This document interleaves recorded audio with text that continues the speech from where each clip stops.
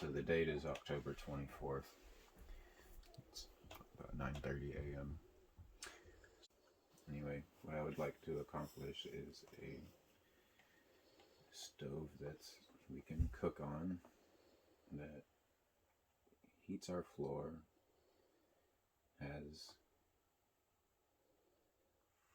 doesn't get so hot that it'll burn the kids at their level, and will keep the space warm for as long as possible with the least amount of wood, while using as much of what we can to stay inside of what we allotted for our budget for this.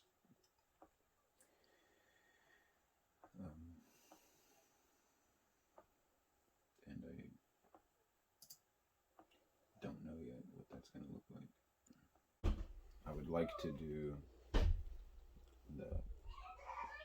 the Rocketmass type thing instead of the cast iron stove, because of the residual radiant long-lasting heat. And I would like you and the baby to not get cold in the middle of the night and have to keep feeding the fire. So a way to do that is to let the fire heat a mass of rock or brick or cob. And we also have to be able to eat. So if our wood fire produces is our cooking source also, and we do have a loft planned, and I just happened to find this picture a moment ago. It's not like my proposal, but here's another one that is attractive. I like how they're integrating in the rocks, which we have available to use. This one, Nancy gonna like it.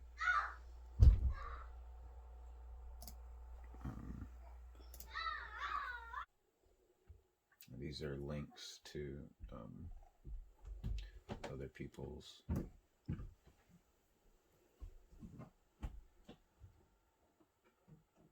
work.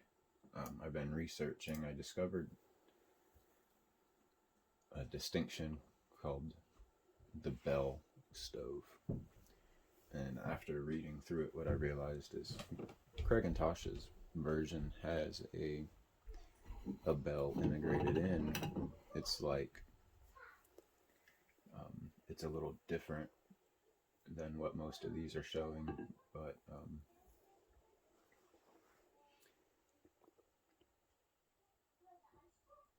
because of what I see as like the strict bell stoves don't have any horizontal piping, which in Craig and Tasha's build we used the horizontal piping. Not very much of it though, but the bell was elongated instead of tall, and a lot of these traditional bells are taller. But we don't necessarily need something really tall, but because the traditional ones are taller and we're going to be bearing the weight of this off the ground, what I'm thinking of is having it set down lower, so that the height doesn't fill up the space too much, which is just seen a picture a few minutes ago. I've been trying to figure out how and where to make the floor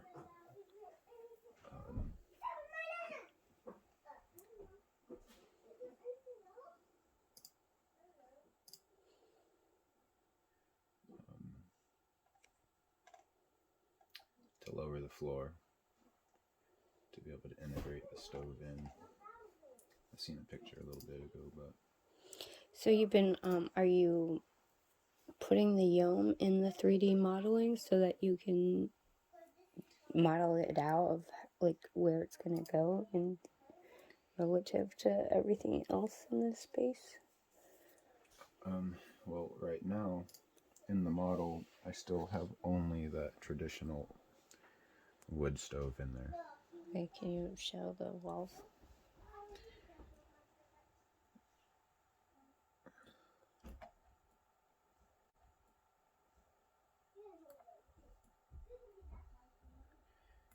it doesn't show the hole for the exit for the pipe. But there's another thing I'm realizing too is we don't even have to have the chimney pipe be visible in the interior space at all. It can, with those bell style stoves, the exhaust can go out under the floor. I even seen one video where somebody's smoke exhaust was going downhill, and there was a limit onto how far downhill it is. But the point being that also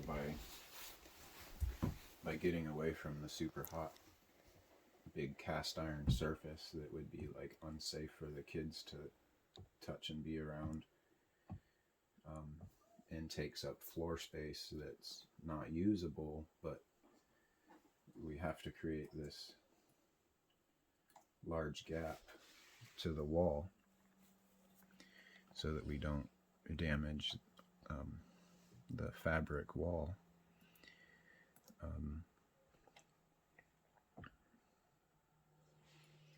But that's like kind of unusable space back behind there. So I am still kind of, for the last few days, been like researching other people's designs. I am wondering how to do, we're going to have a loft here over the bed. This is the center of the space. So why not put a stove like that at the end of the bed, and then make your cooktop accessible from this side. Your oven and your cooktop is accessible over here. Oh, that wouldn't be bad.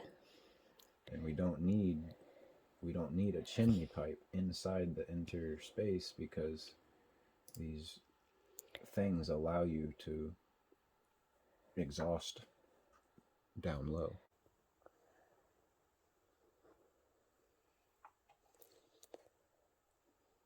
So I'm in a world of not knowing what is gonna actually be done.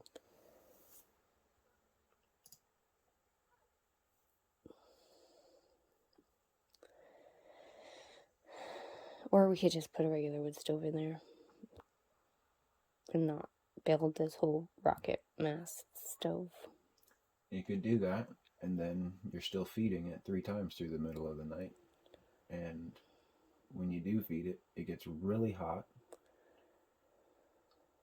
to the point of needing to open up doors and windows. And then within 4 hours, it needs to be fed again, and the thing is cooled off. So you're riding a heat and cold wave. And so it's, a Rocketmass stove, you generally put smaller wood in it, but it heats up and keeps on releasing heat. So it's okay if the fire goes out, because you have this huge mass that's holding heat and is releasing heat into the space.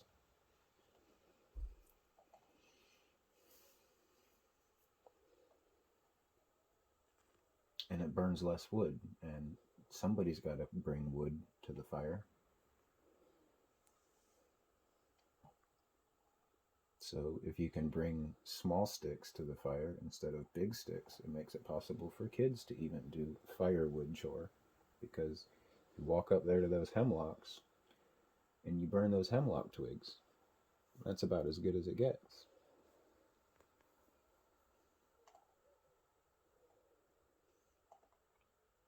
Put those kids to work.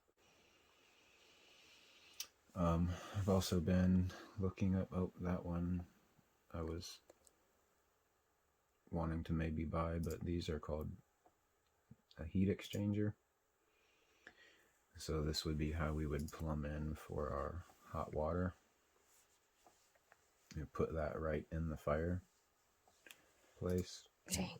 How would you control the heat, like when it comes out of the sink?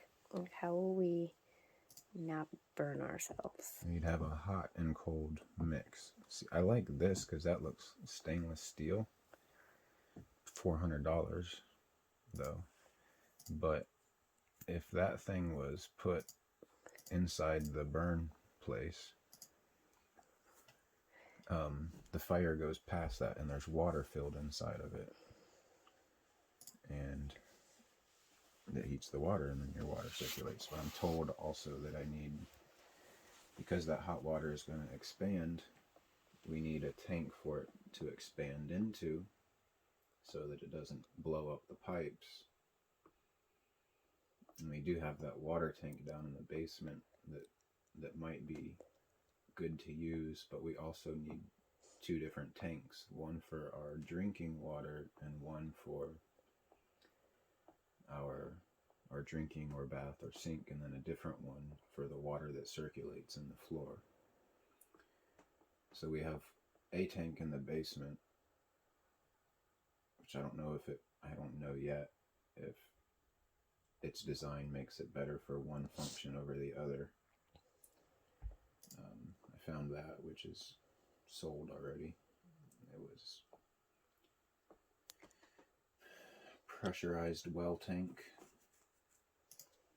but it could be something as simple as maybe like a